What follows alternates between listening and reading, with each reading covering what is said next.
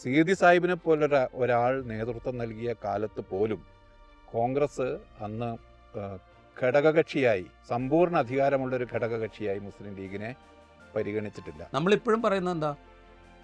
വർഗീയ രാഷ്ട്രീയത്തെ, ഭൂരിപക്ഷ വർഗീയതയെ അല്ലെങ്കിൽ ഹിന്ദുത്വ വർഗീയതയെ വലിയ തോതിൽ പ്രതിരോധിച്ച് നിൽക്കുന്ന ഒരു സ്റ്റേറ്റാണ് നമ്മൾ എന്നാണ് നമ്മൾ സ്വയം അവകാശപ്പെടുക. ലീഗ് തന്നെയാണ് ഒരു പക്ഷേ കഴിഞ്ഞ ഒരു 2-3 തെരഞ്ഞെടുപ്പുകളായി ആ സംവിധാനത്തെ താങ്ങി നിർത്തുന്നത് എന്ന് വേണം പറയാൻ. AK ആന്റണിയോ ഉമ്മൻചാണ്ടിയോ മുഖ്യമന്ത്രിയാവുമ്പോൾ അത് ക്രിസ്ത്യൻ മുഖ്യമന്ത്രി എന്നുള്ള നിലയിലല്ല, അത് കേരളത്തിൻ്റെ മുഖ്യമന്ത്രി എന്നുള്ള നിലയിൽ മാത്രമാണ് വ്യാഖ്യാനിക്കപ്പെടുക. ഇവിടെ മുസ്ലിം നാമധാരിയായ അല്ലെങ്കിൽ മുസ്ലിം ലീഗിൻ്റെ പ്രതിനിധിയായ ഒരാൾ ഉപമുഖ്യമന്ത്രി സ്ഥാനത്തേക്ക് നിയോഗിക്കപ്പെട്ടാൽ അതെങ്ങനെയാണ് മുസ്ലിം എന്നുള്ള നിലയിലേക്ക് മാത്രമായി ചുരുക്കപ്പെടുക എന്നുള്ളൊരു പ്രശ്നമുണ്ട്.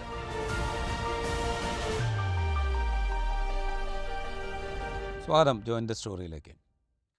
ജോയിൻ ദ സ്റ്റോറി തുടങ്ങിയതിന് ശേഷം പ്രക്ഷേപണം ചെയ്ത എപ്പിസോഡുകളിൽ 1-2 എപ്പിസോഡുകൾ നിയമസഭയിലെയും മന്ത്രിസഭയിലെയും ഒക്കെ അംഗങ്ങൾ ജനസംഖ്യാനുപാതികമായ പ്രാതിനിധ്യവുമായി ഒത്തുപോകുന്നുണ്ടോ എന്ന് പരിശോധിച്ചിരുന്നു.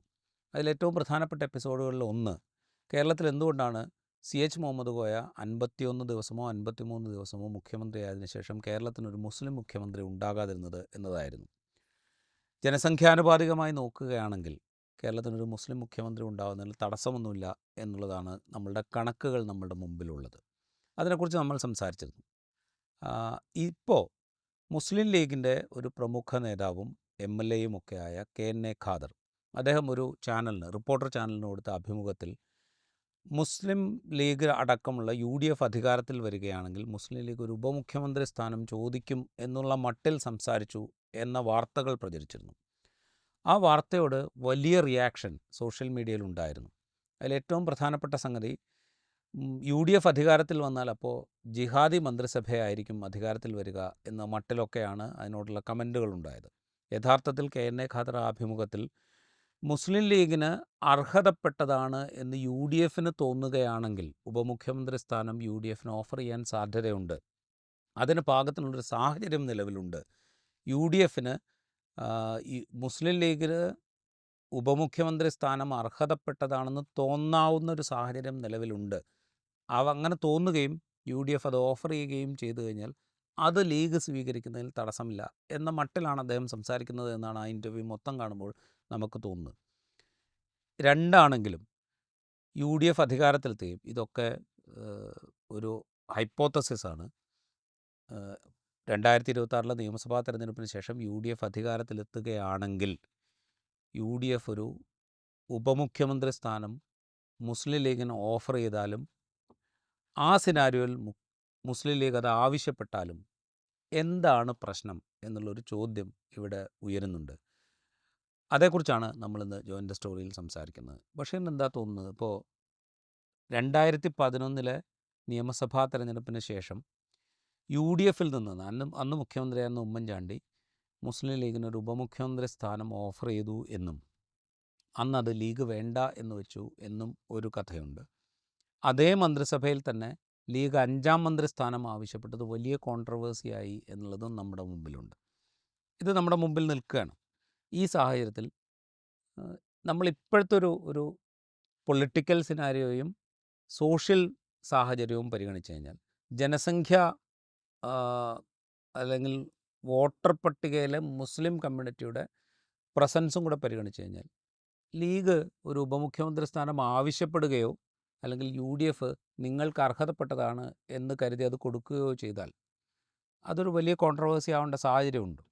ഒരു കാരണവശാലും അങ്ങനെ ഒരു സാഹചര്യം കേരള രാഷ്ട്രീയത്തിൽ ഉണ്ടാവേണ്ടതില്ല. പക്ഷേ മുസ്ലിം ലീഗിൻ്റെ കാര്യത്തിൽ ഇത് ഇപ്പോഴെമേർജ് ചെയ്തു വന്നൊരു പ്രശ്നമല്ല.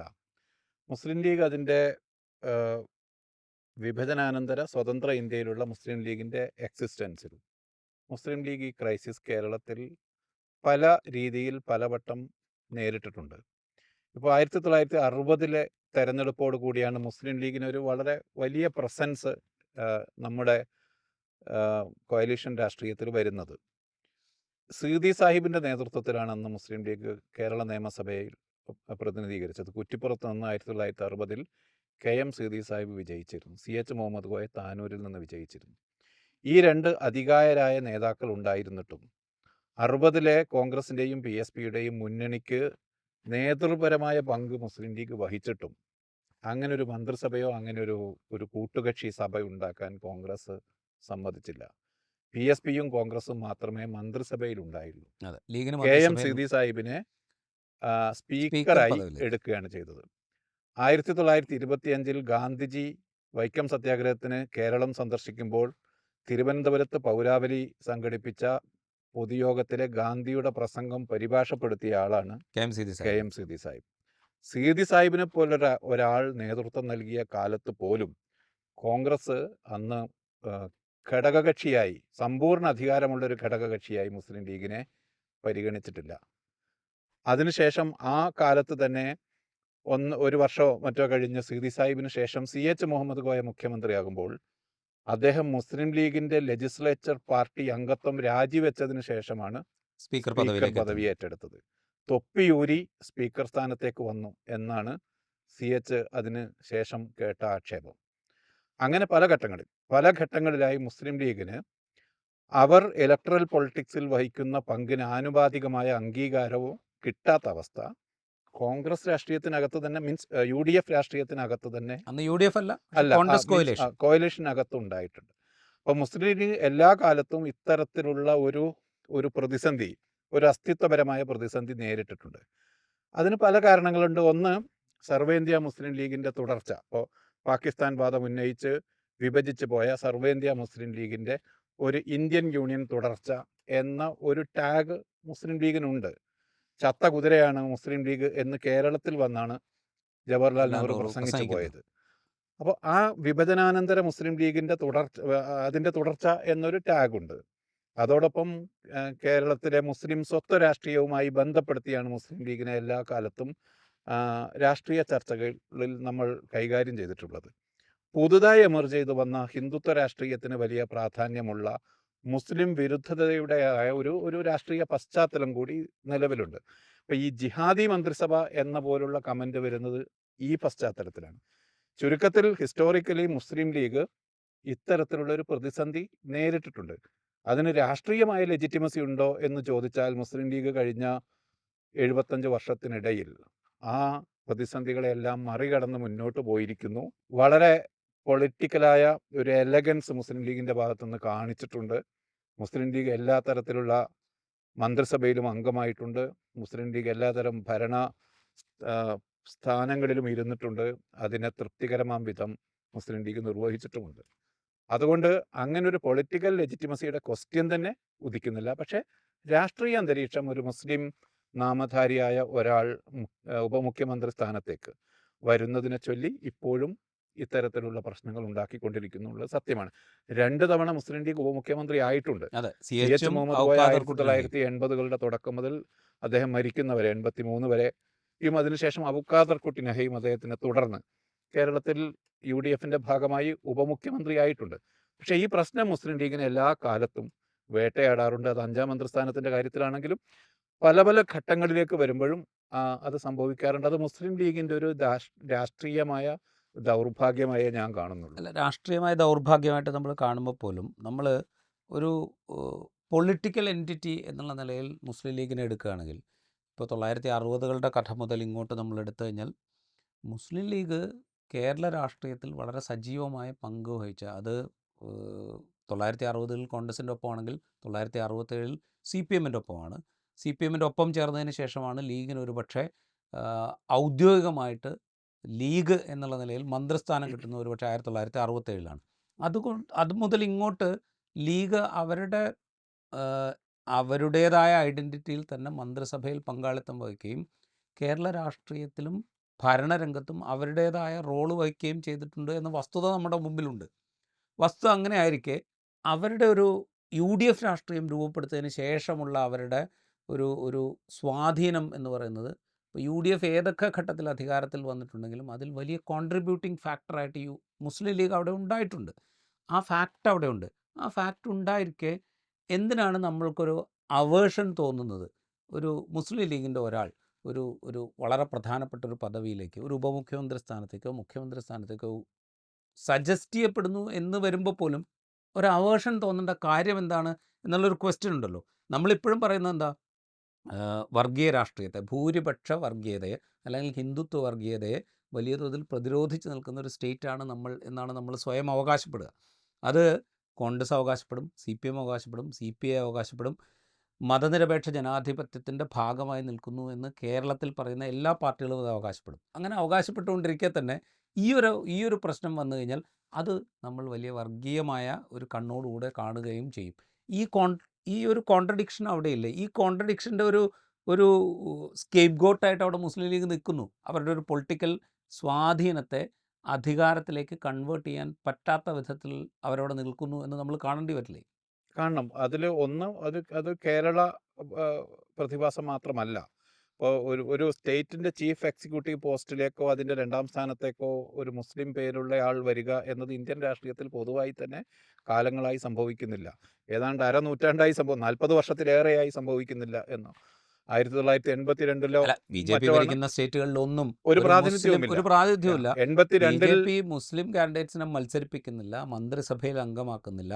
ഇപ്പോൾ കേന്ദ്ര സർക്കാരിലെടുത്തു കഴിഞ്ഞാൽ നാമമാത്രമായ മുസ്ലിം പ്രാതിനിധ്യം പോലും അവർ വളരെ തന്ത്രപരമായി ഒഴിവാക്കുന്ന കാഴ്ച നമ്മൾ കണ്ടു. ഇപ്പോൾ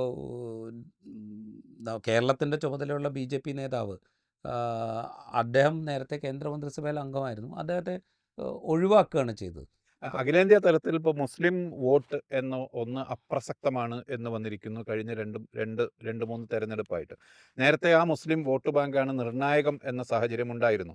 പിന്നീട് മുസ്ലിം വോട്ട് ബാങ്ക് എന്നത് അപ്രസക്തമാണ്, അതിനുപരിയാണ് കാര്യങ്ങൾ നിർണ്ണയിക്കപ്പെടുക എന്ന അന്തരീക്ഷം കഴിഞ്ഞ 1-2 തെരഞ്ഞെടുപ്പായി വന്നിട്ടുണ്ട്. ഞാൻ പറഞ്ഞത് 1982 മുതൽ ഇങ്ങോട്ടെടുത്താൽ പിന്നീട് ഇന്ത്യയിലെ ജമ്മു കാശ്മീർ ഒഴികെയുള്ള ഒരു സംസ്ഥാനത്തും ഒരു മുസ്ലിം മുഖ്യമന്ത്രി ഒരു ഘട്ടത്തിലും ഉണ്ടായിട്ടില്ല. അതിൻ്റെ തന്നെ തുടർച്ചയാണ് കേരളത്തിലും എന്ന് വേണമെങ്കിൽ ഇതൊക്കെ പറയാം. പക്ഷേ കേരളത്തിൽ മറ്റൊരു സിനാരിയോ ഉണ്ട്. മുസ്ലിം ലീഗിൻ്റെ നേതൃത്വത്തിൽ ഒരു പ്രാതിനിധ്യം അടിസ്ഥാന തലത്തിൽ മുസ്ലിം ലീഗ് മുസ്ലിം പ്രാതിനിധ്യം ഉറപ്പുവരുത്തിയിട്ടുണ്ട്. പക്ഷേ ആ പ്രാതിനിധ്യം ഉറപ്പുവരുത്തിയിട്ടുണ്ടെങ്കിലും രാജീവ് നേരത്തെ പറഞ്ഞതുപോലെ മുസ്ലിം ലീഗ് വളരെ ലെജിറ്റിമേറ്റായ രാഷ്ട്രീയ പ്രവർത്തനം നടത്തിയിട്ടുണ്ടെങ്കിലും അവരതെല്ലാം ഇതിനകം തെളിയിച്ചിട്ടുണ്ടെങ്കിലും ഇത്തരത്തിലുള്ള ഒരു പോസ്റ്റിലേക്കുള്ള ഒരു പരിഗണന വരുമ്പോൾ അതല്ലെങ്കിൽ അത്തരത്തിലുള്ള ഒരു സജഷൻ വരുമ്പോൾ തന്നെ അതിനെതിരെയുള്ളൊരു റിയാക്ഷൻ കേരള രാഷ്ട്രീയത്തിൻ്റെ പല കോണുകളിൽ നിന്ന് വരുന്നു, സോഷ്യൽ മീഡിയയിൽ വരുന്നു എന്നതിനെ ഞാൻ അത്ര ഗൗനിക്കുന്നില്ല. അല്ലാതെ തന്നെ അത്തരം പ്രശ്നങ്ങൾ ഉന്നയിക്കപ്പെടാറുണ്ട് എന്നത് വളരെ ഗൗരവത്തോടു കൂടി കാണേണ്ട ഒരു കാര്യമാണ്. അതൊരു മുസ്ലിം ലീഗിൻ്റെ ദൗർഭാഗ്യമെന്ന് ഞാൻ പറഞ്ഞത് അവരുടെ മാത്രം കേസിലാണ്. പക്ഷേ പൊതുവായി രാഷ്ട്രീയത്തെ വെച്ച് നോക്കുമ്പോൾ അത്തരമൊരു മെച്യൂരിറ്റി, അത്തരമൊരു ഇൻക്ലൂസീവ്നെസ്സിലേക്ക് കേരള രാഷ്ട്രീയം ഇനിയും വന്നിട്ടില്ല എന്ന് പറയാം. അതാണ് യഥാർത്ഥത്തിൽ ലീഗിൻ്റെ അവരുടെ ഒരു ഇലക്ട്രൽ സാധ്യതയുടെ അതിനകത്തൊരു ഫുൾഫിൽമെന്റിന് കൗതുകം തടസ്സം. ഇപ്പോൾ KN Khader K N A ഖാദറിനോട് രാജീവ് ഞാൻ സംസാരിച്ചില്ല. അദ്ദേഹത്തിന്റെ സംസാരിച്ചിരുന്നു. വേർഷൻ എന്താണ്? അദ്ദേഹത്തിൻ്റെ വേർഷൻ എന്ന് പറഞ്ഞാൽ അദ്ദേഹത്തോട് ഒരു റിപ്പോർട്ടർ ചാനലിൻ്റെ പ്രതിനിധി ഇങ്ങോട്ട് വന്ന് സംസാരിക്കുന്നു. ഇലക്ട്രൽ ഇപ്പോൾ കേരളം ഒരു അസംബ്ലി തെരഞ്ഞെടുപ്പിലേക്ക് പോകുമ്പോൾ ഉള്ള സാധ്യതകളെക്കുറിച്ച് സംസാരിക്കുന്നു, UDFൻ്റെ സാധ്യതകളെക്കുറിച്ച് സംസാരിക്കുന്നു. അതിനിടയിൽ ഒരു ചോദ്യമായിട്ട് ലീഗിന് കൂടുതൽ മണ്ഡലങ്ങൾ മത്സരിക്കാൻ ആവശ്യപ്പെടാനുള്ള ഒരു അർഹതയുണ്ടല്ലോ, അത് ആവശ്യപ്പെടുമോ ഇല്ലയോ എന്ന് ചോദിക്കുന്നു. അതിന് അദ്ദേഹം കൊടുക്കുന്ന മറുപടി, ലീഗിന് ആ അർഹതയുണ്ട്. അത് നിയമസഭയിൽ മാത്രമല്ല ലോക്സഭയിലും തദ്ദേശ ഭരണ സ്ഥാപനങ്ങളിലുമൊക്കെ കൂടുതൽ സീറ്റുകൾ ആവശ്യപ്പെടാൻ, UDFൽ നിന്ന് കൂടുതൽ സീറ്റുകൾ ആവശ്യപ്പെടാനുള്ള അർഹത ലീഗിനുണ്ട്. അത് പല ഘട്ടത്തിൽ ലീഗ് ഉന്നയിക്കാതിരിക്കുന്നതിൻ്റെ കാരണം UDFൻ്റെ ഒരു കെട്ടുറപ്പിനെ ബാധിക്കുന്ന വിധത്തിൽ പ്രവർത്തിക്കരുത് എന്ന ബോധ്യത്തിലാണ് ഞങ്ങളത് ആവശ്യപ്പെടാതിരിക്കുന്നത്. അതിൻ്റെ തുടർച്ചയിലാണ് അദ്ദേഹത്തോട് ഈ ഉപമുഖ്യമന്ത്രി സ്ഥാനത്തെക്കുറിച്ച് ചോദിക്കുന്നത്. അപ്പോൾ അതിന് അദ്ദേഹം പറയുന്ന മറുപടി, 2011 ഇങ്ങനെ ഒരു സജഷൻ ലീഗിൻ്റെ മുമ്പിലുണ്ടായിരുന്നു, അന്നത് ലീഗ് വേണ്ട എന്ന് വയ്ക്കുകയാണ് ചെയ്തത്. PK കുഞ്ഞാലിക്കുട്ടിയോട് ഈ കാര്യം ഉമ്മൻചാണ്ടി സംസാരിച്ചിരുന്നു, വേണ്ട എന്ന് ലീഗ് വയ്ക്കുകയാണ് ചെയ്തത് എന്ന് അദ്ദേഹം പറയുന്നു. അതിനുശേഷമാണ് അദ്ദേഹം പറയുന്നത്, പുതിയ സാഹചര്യത്തിൽ ലീഗിന് അതിന് അർഹതയുണ്ട് എന്ന് UDFലെ മെയിൻ പാർട്ടിയായ കോൺഗ്രസിനും മറ്റ് ഘടകകക്ഷികൾക്കും തോന്നാം.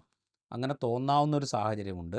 അങ്ങനെ തോന്നി അവർ തീരുമാനിക്കുകയാണെങ്കിൽ അത് ഏറ്റെടുക്കുന്നതിൽ ലീഗിന് പ്രശ്നമില്ല എന്ന മട്ടിലാണ് അദ്ദേഹം അതിനെക്കുറിച്ച് സംസാരിക്കുന്നത്. അദ്ദേഹം അതിനെക്കുറിച്ച് വിശദമായി സംസാരിച്ചു. അദ്ദേഹം പറയുന്നത്, ഞാൻ ലീഗിൻ്റെ ഉപമുഖ്യമന്ത്രി സ്ഥാനത്തെക്കുറിച്ചോ അല്ലെങ്കിൽ ലീഗിൻ്റെ മറ്റേ മത്സരിക്കുന്ന സീറ്റുകളെക്കുറിച്ചോ ഔദ്യോഗികമായി പറയേണ്ട ഒരാളല്ല. പക്ഷേ ഞാൻ ലീഗിൻ്റെ ഒരു നേതാവാണ്. എന്നോട് ഇങ്ങോട്ട് ലീഗിന് ഉപമുഖ്യമന്ത്രി സ്ഥാനത്തിന് അർഹതയുണ്ടോ ഇല്ലയോ എന്ന് ചോദിച്ചാൽ അർഹതയില്ല എന്നെനിക്ക് പറയാൻ കഴിയില്ല. കാരണം ഞാൻ ലീഗിൻ്റെ നേതാവാണ്. ലീഗിൻ്റെ നേതാവ് എന്നുള്ള നിലയ്ക്ക് എനിക്ക് അർഹതയുണ്ട് എന്ന് മാത്രമേ പറയാൻ പറ്റൂ. അത് അത് ശരിയാണ് താനും. അത് ശരിയാണ് താനും. അത് കേരളത്തിലെ ഏത് രാഷ്ട്രീയ പാർട്ടി എടുത്താലും അങ്ങനെ തന്നെയാണ്. വളരെ ചെറിയൊരു രാഷ്ട്രീയ പാർട്ടിയുടെ കാര്യത്തിൽ പോലും അവരോട് ചോദിക്കുകയാണ്, നിങ്ങൾക്കൊരു വളരെ പ്രധാനപ്പെട്ട ഒരു പൊസിഷനിലേക്ക് അർഹതയുണ്ടോ ഇല്ലയോ എന്ന് ചോദിച്ചാൽ ഏത് ചെറിയ രാഷ്ട്രീയ പാർട്ടിയും കേരളത്തിൻ്റെ മൊത്തം സാമൂഹ്യ ഘടനയും രാഷ്ട്രീയ ഘടനയും സാമ്പത്തിക ഘടനയും സ ആകെയുള്ള വികസനവും ഒക്കെ മുൻനിർത്തി പ്രവർത്തിക്കുന്ന രാഷ്ട്രീയ കക്ഷികളാണ്. അവരോട് ചോദിച്ചു കഴിഞ്ഞാൽ ഞങ്ങൾക്ക് അതിന് അർഹതയുണ്ട് എന്ന് മാത്രമേ അവർക്ക് പറയാൻ അത് പറ്റൂ. മാത്രമല്ല, അങ്ങനെ ചെറുത് വലുത് എന്ന വ്യത്യാസം വെച്ച് തന്നെ ഇപ്പം ഇടതുമുന്നണിയിൽ CPIക്കുള്ള സ്ഥാനമല്ല യഥാർത്ഥത്തിൽ UDF ൽ UDFൽ ലീഗിനുള്ളത്. ലീഗിനുള്ളത്. ലീഗ് തന്നെയാണ് ഒരുപക്ഷെ കഴിഞ്ഞ ഒരു 2-3 തെരഞ്ഞെടുപ്പുകളായി ആ സംവിധാനത്തെ താങ്ങി നിർത്തുന്നത് എന്ന് വേണം പറയാൻ. അങ്ങനെയുള്ള വളരെ പ്രധാനപ്പെട്ട ഒരു ഒരു ഒരു അവസ്ഥയിലേക്ക് ലീഗ് സ്വയം വളർന്നു വന്നിട്ടുണ്ട്. അതിൻ്റെ വോട്ട് ഷെയറിലും വ്യത്യാസം ഉണ്ടായിട്ടുണ്ട്. 1957 4% മറ്റുമാണ് അതിൻ്റെ വോട്ട് ഷെയർ. അതെ. 67 3.5 മുതൽ 4% വരെ 5% താഴെയായിരുന്നു 70കൾക്ക് മുമ്പ്. ഇപ്പോൾ അത് 8%-നടുത്ത് വോട്ട് ഷെയർ കൺസിസ്റ്റന്റ് ആയിട്ടുണ്ട്. കൺസിസ്റ്റന്റ് ആയി നിലനിൽക്കുന്നു. ലീഗിന്റെ ഒരു പ്രത്യേകത, ലീഗ് ജയിക്കുന്ന ഘട്ടങ്ങളിൽ 10%-നടുത്ത് 9%-നടുത്ത് വോട്ട് ഷെയറും വലിയ നമ്പർ ഓഫ് സീറ്റും കിട്ടും. ലീഗ് UDF പരാജയപ്പെടുന്ന ഘട്ടത്തിലും ലീഗിന്റെ വോട്ട് ഷെയറിൽ കാര്യമായ ഒരു വ്യത്യാസവും ഉണ്ടാകുന്നില്ല. അല്ല, അത് വളരെ പർട്ടിക്കുലറായിട്ട് നമ്മൾ എടുക്കണം. കാരണം UDF ഒരു രാഷ്ട്രീയം എടുത്തു കഴിഞ്ഞാൽ ഇപ്പോൾ 2011 മുതലുള്ള കണക്ക് നമ്മളുടെ മുമ്പിൽ എടുത്തു കഴിഞ്ഞാൽ, അതായത് ഞാൻ 2011 കണക്കെടുക്കുന്നതിന് 2008 മണ്ഡല പുനർനിർണ്ണയത്തിന് ശേഷമുള്ള തെരഞ്ഞെടുപ്പുകൾ എന്നുള്ള അർത്ഥത്തിലാണ്. 2011 മുതൽ നമ്മളിങ്ങോട്ട് എടുത്തു കഴിഞ്ഞാൽ 2011 ലീഗ് മത്സരിക്കുന്നത് 23 സീറ്റിലാണ്. എന്നാൽ അവർ ജയിക്കുന്നത് 20 സീറ്റിലാണ്. ഇപ്പുറത്ത് UDFിലെ ഏറ്റവും പ്രധാനപ്പെട്ട കക്ഷിയായ കോൺഗ്രസ് മത്സരിക്കുന്നത് 82 സീറ്റിലാണ്. അവർ ജയിക്കുന്നത് 38 സീറ്റിൽ മാത്രമാണ്. 2016 ലീഗ് വീണ്ടും 23 സീറ്റിൽ മത്സരിക്കുന്നു, ലീഗ് 18 സീറ്റിൽ ജയിക്കുന്നു. ഇപ്പുറത്ത് കോൺഗ്രസ് 87 സീറ്റിൽ മത്സരിക്കുന്നു. അതായത് 2011 82 സീറ്റിൽ മത്സരിച്ച കോൺഗ്രസ് 2016 5 സീറ്റ് അധികം മത്സരിക്കുന്നു, പക്ഷേ ജയിക്കുന്നത് 22 സീറ്റിൽ മാത്രമാണ്.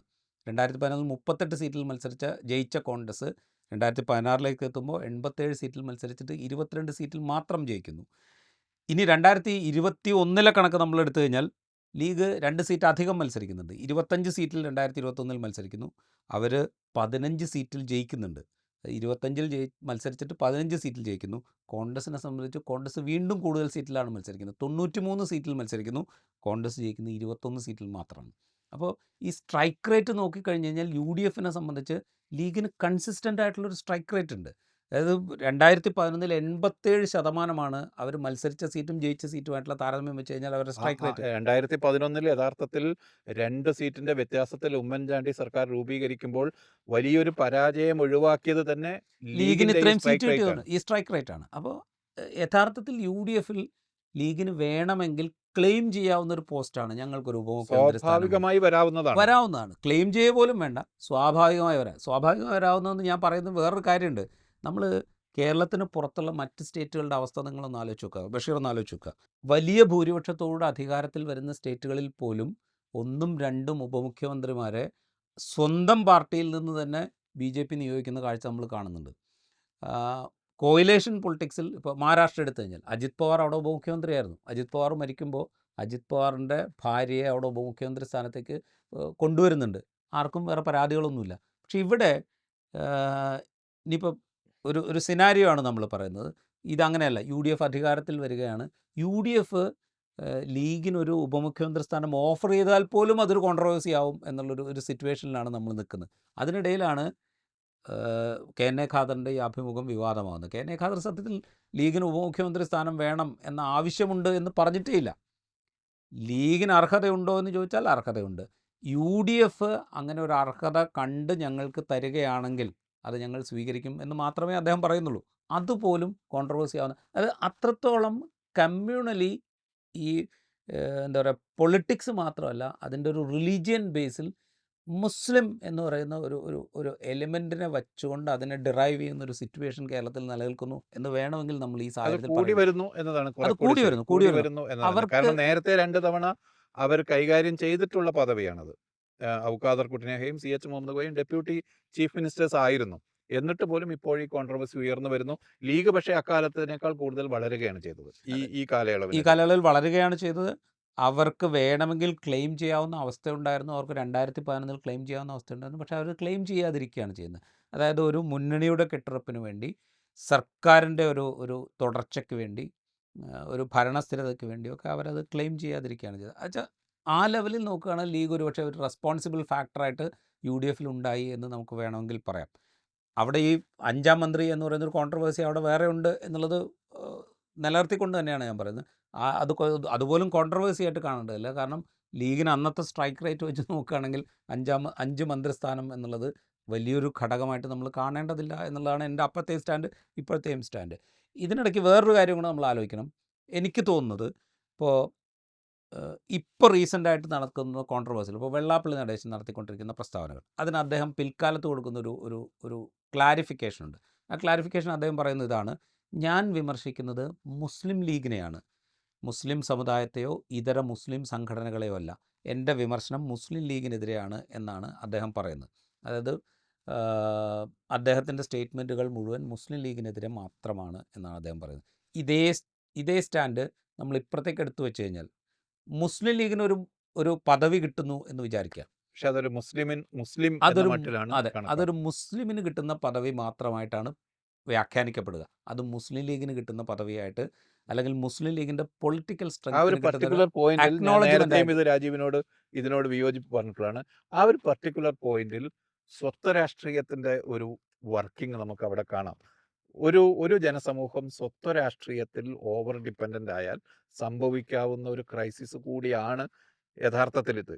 അവർക്ക് മുന്നോട്ട് പോകുന്നതിനൊരു ലിമിറ്റേഷൻ ഉണ്ട്. മുസ്ലിം ലീഗിന് വളരാവുന്നിടത്തോളം മാത്രമേ കേരളത്തിലെ മുസ്ലിം ബഹുജനത്തിന് വളരാൻ കഴിയൂ എന്ന ഒരു ലിമിറ്റേഷൻ കൂടി ഇവിടെ വർക്ക് ചെയ്യുന്നുണ്ട്. ഞാൻ ഇടയ്ക്കൊന്ന് പറഞ്ഞു എന്നേ ഉള്ളൂ. അല്ല, അത് പറയുമ്പോൾ ഇപ്പുറത്ത് ഇപ്പോൾ AK ആൻ്റണിയോ ഉമ്മൻചാണ്ടിയോ മുഖ്യമന്ത്രിയാവുമ്പോൾ അത് ക്രിസ്ത്യൻ മുഖ്യമന്ത്രി എന്നുള്ള നിലയിലല്ല, അത് കേരളത്തിൻ്റെ മുഖ്യമന്ത്രി എന്നുള്ള നിലയിൽ മാത്രമാണ് വ്യാഖ്യാനിക്കപ്പെടുക. EMS നമ്പൂതിരിപ്പാടോ കെ കരുണാകരനോ EK നായനാരോ അല്ലെങ്കിൽ CH മേനോനോ മുഖ്യമന്ത്രിയാവുമ്പോൾ അതല്ലെങ്കിൽ ഒരു ഹിന്ദു വിഭാഗത്തിൻ്റെ മുഖ്യമന്ത്രിയെന്നോ അല്ലെങ്കിൽ ഹിന്ദുക്കളിൽ തന്നെ സവർണ്ണ വിഭാഗത്തിൻ്റെ മുഖ്യമന്ത്രിയോ എന്നുള്ള നിലയിലല്ല അത് വ്യാഖ്യാനിക്കപ്പെടുക. അത് കേരളത്തിൻ്റെ മുഖ്യമന്ത്രി എന്നുള്ള നിലയിലാണ്. ഇവിടെ മുസ്ലിം നാമധാരിയായ അല്ലെങ്കിൽ മുസ്ലിം ലീഗിൻ്റെ പ്രതിനിധിയായ ഒരാൾ ഉപമുഖ്യമന്ത്രി സ്ഥാനത്തേക്ക് നിയോഗിക്കപ്പെട്ടാൽ, അല്ലെങ്കിൽ അവർ ഞങ്ങൾക്ക് ഉപമുഖ്യമന്ത്രി സ്ഥാനത്തിന് അർഹതയുണ്ട് എന്ന് പറഞ്ഞാൽ, അതെങ്ങനെയാണ് മുസ്ലിം എന്നുള്ള നിലയിലേക്ക് മാത്രമായി ചുരുക്കപ്പെടുക എന്നുള്ളൊരു പ്രശ്നമുണ്ട്. അത് ആ പേരിന്റെ പ്രശ്നം, ഒരു സമുദായത്തിന്റെ പേരിൽ തന്നെ ഒരു രാഷ്ട്രീയ പാർട്ടി പ്രവർത്തിക്കുന്നു എന്ന പ്രശ്നം, വിഭജനാനന്തര ഇന്ത്യയിൽ അല്ലെങ്കിൽ സർവേന്ത്യ മുസ്ലിം ലീഗിന്റെ പിന്തുടർച്ച, അതിൻ്റെ റെസിഡ്യുവൽ മെമ്മറി എന്ന തരത്തിലുള്ള പ്രശ്നം, ഇത്തരത്തിലുള്ള കാര്യങ്ങളെല്ലാം അതിൽ ചെറിയ ചെറിയ തോതിൽ വർക്ക് ചെയ്യുന്നുണ്ട്. അതേസമയം ഇന്ത്യൻ രാഷ്ട്രീയത്തിലെ ഒരു മെജോറിറ്റേറിയൻ പൊളിറ്റിക്സിൻ്റെ വളർച്ചക്കനുസരിച്ച് അതിന് ഗ്രാവിറ്റി ആ ഒരു അലിഗേഷനും അത്തരത്തിലുള്ള ഭീതിക്കും സംശയങ്ങൾക്കും എല്ലാം അതിൻ്റെ ഗ്രാവിറ്റി കൂടി വരികയാണ് ചെയ്യുന്നത്. ഈ ആസ്പെക്റ്റ് കൂടി പരിഗണിക്കേണ്ടതുണ്ട്. ഏതെങ്കിലും തരത്തിൽ ഈ ഒരു വാദം അല്ലെങ്കിൽ ഇതിനെതിരെയുള്ളൊരു കൗണ്ടർ ആർഗ്യുമെൻ്റ് ലെജിറ്റിമേറ്റ് ആണ് എന്നല്ല ഞാൻ പറയുന്നത്. അത് ഫോം ചെയ്യുന്നതിൽ ഇത്തരം ഘടകങ്ങൾ കൂടി ഉണ്ട് എന്നത് പരിഗണിക്കേണ്ടതുണ്ട്. അപ്പോൾ സത്യത്തിൽ നമ്മൾ പറഞ്ഞു കഴിഞ്ഞാൽ ഇപ്പോൾ ഹിന്ദു ഭൂരിപക്ഷം എന്നല്ല പറയുന്നത്, ഹിന്ദുത്വ ഭൂരിപക്ഷത്തിൻ്റെ റെപ്രസെൻറ്റേറ്റീവായിട്ട് ഭാരതീയ ജനതാ പാർട്ടി രൂപവൽക്കരിക്കപ്പെടുമ്പോൾ അതിനൊരു ജനറിക് നെയിമാണ് എന്നുള്ളതുകൊണ്ട് അത് അക്സെപ്റ്റ് ചെയ്യപ്പെടുന്നു. ക്രിസ്ത്യൻ വിഭാഗത്തിൻ്റെ സജീവമായ പിന്തുണയോടുകൂടെ അല്ലെങ്കിൽ സഭാ നേതൃത്വത്തിൻ്റെ പിന്തുണയോടുകൂടെ വേണമെങ്കിൽ യോജിച്ചൊറ്റ പാർട്ടിയാകാവുന്ന കേരള കോൺഗ്രസ് എന്നുള്ള ഒരു ജനറിക് പേരുള്ളതുകൊണ്ട് അതിൻ്റെ ഈ പ്രശ്നം അവിടെ അവസാനിക്കപ്പെടുന്നു. പൊളിറ്റിക്സ് തീർച്ചയായും electoral politics should be practical and tactical എന്നുള്ളതാണ്. അതാണ് എൻ്റെ അതിൽ അഭിപ്രായം. പക്ഷേ ഇത് ഒരു തരത്തിലും ലെജിറ്റിമേറ്റ് ചെയ്യാവുന്ന, നമുക്ക് ലെജിറ്റിമൈസ് ചെയ്യാവുന്ന ഒരു ആരോപണമല്ല. അതല്ലെങ്കിൽ അത്തരത്തിലുള്ള ഒരു ഭീതിക്ക് യാതൊരു തരത്തിലുള്ള അടിസ്ഥാനപരമായ കാരണങ്ങളുമില്ല. മുസ്ലിം ലീഗ് അതിൻ്റെ ഇലക്ട്രലായ അവരുടെ എഫിഷ്യൻസി, അവരുടെ ലെജിറ്റിമസി എല്ലാം പ്രൂവ് ചെയ്തിട്ടുള്ള ഒരു പാർട്ടിയാണ്. ഈവൻ സെക്യുലറിസത്തിൻ്റെ കാര്യത്തിൽ പോലും അവർക്കെതിരെയുള്ള അലിഗേഷൻ യഥാർത്ഥത്തിൽ നിലനിൽക്കുന്നതല്ല. ഒരു തരത്തിലും ഇത്തരം അവർ യഥാർത്ഥത്തിൽ കാലങ്ങളായി അർഹിക്കുന്നതാണ് ഇത്തരമൊരു പോസ്റ്റ്. പക്ഷേ അതിനെതിരെയുള്ള ഈ ക്യാമ്പയിൻ ഇടക്കിടക്ക് ഒരു സജഷൻ വരുമ്പോഴേക്ക് തന്നെ, പിന്നെ അതോടൊപ്പം തന്നെ വളരെ എഫിഷ്യൻ്റായ ലീഡേഴ്സും ആ പാർട്ടിക്കകത്തു നിന്ന് ഉയർന്നു വന്നിട്ടുണ്ട്. പക്ഷെ എന്നിട്ടും അത് വളരെ സംഭവിക്കുന്നില്ല എഫിഷ്യൻ്റ് എന്ന് പറഞ്ഞാൽ പൊളിറ്റിക്കലി എഫിഷ്യൻ്റ് മാത്രമല്ല, അഡ്മിനിസ്ട്രേറ്റീവ് എഫിഷ്യൻസി വരെ കാണിച്ച വരെ എന്നല്ല ഞാൻ പറഞ്ഞ അഡ്മിനിസ്ട്രേറ്റീവ് എഫിഷ്യൻസി വളരെ ഗംഭീരമായി കാണിച്ച നേതാക്കൾ നേതാക്കളുടെ ഒരു നിര തന്നെ ഉണ്ടായിട്ടുണ്ട്. നമുക്കതിൽ കാണാൻ പറ്റും. അപ്പോൾ അങ്ങനെ വന്നിട്ട് പോലും അവർക്ക് എന്താ പറയുക, ജനസംഖ്യാനുപാതികമായൊരു പ്രാതിനിധ്യത്തെക്കുറിച്ച് സംസാരിക്കാൻ കഴിയില്ല. പല ജനസംഖ്യാനുപാതികമായി രീതിയിലുണ്ട്. ഇപ്പോൾ അധികാരമുള്ള കേരളത്തിൽ സാക്ഷരതാ പ്രസ്ഥാനം നായനാർ സർക്കാരിന്റെ കാലത്ത് ഉയർന്നു വന്നപ്പോൾ, കുടുംബശ്രീ പദ്ധതി ഉയർന്നു വന്നപ്പോൾ, ഇങ്ങനെയുള്ള എല്ലാ തരത്തിലുള്ള ഡീസെൻട്രലൈസ്ഡ് ആയ അടിസ്ഥാന തലത്തിലുള്ള വലിയ പാർട്ടിസിപ്പേറ്ററി ഡെവലപ്മെന്റിന്റെ ഏത് സംഗതി കേരളത്തിൽ ഉയർന്നു വന്നപ്പോഴും മുസ്ലിം ലീഗിന് അതിലുള്ള പങ്കാളിത്തം ഭയങ്കര ശ്രദ്ധേയമായി. അതിൻ്റെ വിജയത്തിൽ വലിയ തോതിൽ ആ പദ്ധതികൾ വിജയിപ്പിക്കുന്നതിൽ രാഷ്ട്രീയമായി മറുപക്ഷത്ത് നിൽക്കുമ്പം പോലും മുസ്ലിം ലീഗ് അതിൽ പങ്കെടുത്ത് വിജയിപ്പിച്ചു എന്നത് വലിയൊരു കാര്യമായിരുന്നു. അത്തരത്തിൽ പല രീതിയിൽ മുസ്ലിം ലീഗ് അതിനെ ഡിസ്പ്രൂവ് ചെയ്തിട്ടുണ്ട്. ഈ അലിഗേഷൻസിനെ മുഴുവൻ ഡിസ്പ്രൂവ് ചെയ്തിട്ടുണ്ട്. പക്ഷേ ഇത്തരത്തിലുള്ള രണ്ട് രീതിയിൽ, ഒന്ന് രാഷ്ട്രീയമായ ചിന്താഗതിയിലുള്ള മാറ്റം ഉണ്ടാകേണ്ടതുണ്ട്. അതോടൊപ്പം കുറച്ചുകൂടി ടാക്ടിക്കലായി ലീഗിൻ്റെ ഭാഗത്തു നിന്നുള്ള നീക്കങ്ങളും ഉണ്ടാകേണ്ടതുണ്ട് എന്നാണ് ഞാൻ വിശ്വസിക്കുന്നത്. അതുണ്ടാകേണ്ടതുണ്ടെന്നുള്ള അഭിപ്രായം സ്വീകരിക്കുമ്പോൾ തന്നെ എനിക്ക് തോന്നുന്നത് മുഖ്യധാര രാഷ്ട്രീയ പാർട്ടികളുടെ ഭാഗത്തു നിന്ന് ഇത്തരം സംഗതികളെ തള്ളിക്കളയാൻ പാകത്തിനുള്ള പരസ്യമായിട്ടുള്ള നിലപാടുകൾ അതിനുള്ള കൂടി ധൈര്യം ആവശ്യം, കിട്ടുന്നില്ല. ധൈര്യം ധൈര്യം അവർക്കില്ലാതെ കിട്ടുന്നില്ല ആ എന്നുള്ളത്. ധൈര്യം അവർക്കുണ്ടാവുന്നില്ല ഏതെങ്കിലും എന്നുള്ളൊരു ഒരു പ്രശ്നമാണ്. ഇപ്പോൾ കോൺഗ്രസിന്റെ മുതിർന്ന നേതാക്കൾ, കോൺഗ്രസിന്റെ ഏറ്റവും ഉയർന്ന തലത്തിലുള്ള നേതാക്കൾ വളരെ സ്ട്രോങ് ആയിട്ട് ഇതിനെ അങ്ങ് തള്ളിക്കളഞ്ഞാൽ, ഒറ്റത്തവണ തള്ളിക്കളഞ്ഞാൽ തീരുന്ന പ്രശ്നമേ ഉള്ളൂ. അതെ, ഇപ്പുറത്ത് നിന്ന് സി പി എമ്മിൻ്റെ ഭാഗത്തു നിന്നും അതേ അത് തന്നെ വരാം. കാരണം അവർ അധികാരത്തിലെത്തുമോ ഇല്ലയോ എന്നുള്ളത് രണ്ടാമത്തെ കാര്യമാണ്. പക്ഷേ ഇവർക്ക് ഏതെങ്കിലും ഒരു സ്ഥാനത്തേക്ക് എത്തുക എന്ന് പറഞ്ഞു കഴിഞ്ഞാൽ അത് അവർക്ക് വഹിക്കാവുന്നതോ അല്ലെങ്കിൽ അതിനെ ഒരു മതപരമായ കണ്ണിലൂടെ നോക്കിക്കാണേണ്ട ഒരു കാര്യമല്ല എന്ന വളരെ സ്ട്രോങ് ആയിട്ടുള്ള സ്റ്റേറ്റ്മെൻറ്റ് ഇപ്പുറത്തൊന്നും സി പി എമ്മിനും വേണമെങ്കിൽ പറയാവുന്നതേ ഉള്ളൂ. പൊളിറ്റിക്കലായി ഞങ്ങൾ എതിർക്കുന്നുണ്ട്, പക്ഷേ അതിനെ ഒരു മതപരമായ കാഴ്ചപ്പാടോടെ കാണുന്ന ഒരു രീതി ഞങ്ങൾക്കില്ല എന്ന് സ്ട്രോങ് ആയി അവർക്കും പറയാവുന്നുള്ളൂ. ഇത് രണ്ടു കൂട്ടരും, അതായത് കേരള രാഷ്ട്രീയത്തെ നമ്മൾ അധികാര ഘടന വെച്ച് നോക്കുകയാണെങ്കിൽ അങ്ങനെ പൊളിറ്റിക്സിന്റെ അങ്ങേ സൈഡിൽ നിന്ന് ഇതിന് പിന്തുണ കിട്ടും എന്നൊന്നും നമുക്ക് പ്രതീക്ഷിക്കാവുന്നതല്ല. പക്ഷേ ഇപ്പോഴത്തെ ഒരു പൊളിറ്റിക്കൽ ക്ലൈമറ്റിൽ അത് അവർ ചെയ്യാവുന്നതാണ്. കാരണം വെച്ച് കഴിഞ്ഞാൽ ഒരു സെക്കുലർ പൊളിറ്റിയെ മുന്നോട്ട് നയിക്കും എന്ന് നമ്മൾ പ്രതീക്ഷിക്കുന്ന ആളുകളുടെ ഭാഗത്തു നിന്ന് അത്തരം ചില പരാമർശങ്ങൾ കൂടി ഉണ്ടാവുന്നത് പോസിറ്റീവായിരിക്കും എന്നാണ് ഞാൻ വിചാരിക്കുന്നത്. അതിലേക്ക് എത്തുമോ ഇല്ലയോ എന്നുള്ളത് നമ്മൾ കാത്തിരുന്ന് കാണേണ്ടത്. എന്തായാലും നേരത്തെ ജോയിൻ ദ സ്റ്റോറി എടുത്ത എപ്പിസോഡിൽ എന്തുകൊണ്ടൊരു മുസ്ലിം മുഖ്യമന്ത്രി പിന്നീടുണ്ടായില്ല എന്നുള്ള ക്വസ്റ്റ്യൻ ഉന്നയിച്ചിരുന്നു. ഇപ്പോൾ ഒരു ഉപമുഖ്യമന്ത്രി സ്ഥാനം ഒരുപക്ഷെ ഞങ്ങൾക്ക് അർഹതപ്പെട്ടതാണെങ്കിൽ UDF അധികാരത്തിൽ വന്നതിന് ശേഷം, UDFന് ഭൂരിപക്ഷം കിട്ടിയതിന് ശേഷം, അതൊക്കെ ഹൈപ്പോത്തറ്റിക്കൽ സിറ്റുവേഷൻസ് ആണ്, നടന്നെങ്കിൽ നടന്നു എന്ന് മാത്രമേ പറയാൻ പറ്റുള്ളൂ. അധികാരത്തിലെത്തിയതിന് ശേഷം ഞങ്ങൾക്ക് അത് UDF അനുവദിച്ചു തരികയാണെങ്കിൽ കുഴപ്പമില്ല എന്ന് പറഞ്ഞാൽ പോലും അതിനെ വലിയ തോതിൽ വിമർശിക്കുകയോ ഒരു മതത്തിൻ്റെ കാഴ്ചപ്പാടിലൂടെ മാത്രം അതിനെ കാണുകയോ ചെയ്യുന്നൊരു ഒരു പ്രശ്നം അവിടെ നിലനിൽക്കുന്നു എന്ന് ചൂണ്ടിക്കാണിക്കാൻ വേണ്ടി മാത്രമാണ് ഈ എപ്പിസോഡ് നമ്മൾ എടുത്തത്. കാത്തിരുന്ന് കാണാം എന്തായിരിക്കും ഇലക്ഷൻ റിസൾട്ട് എന്ന്. അതിനുശേഷം വരുന്ന അധികാര ഘടന ഏതു വിധത്തിലൊക്കെ ആയിരിക്കും എന്ന് നമ്മൾ കാത്തിരുന്ന് കാണാം. ഈ എപ്പിസോഡ് ഇവിടെ പൂർത്തിയാവുന്നു.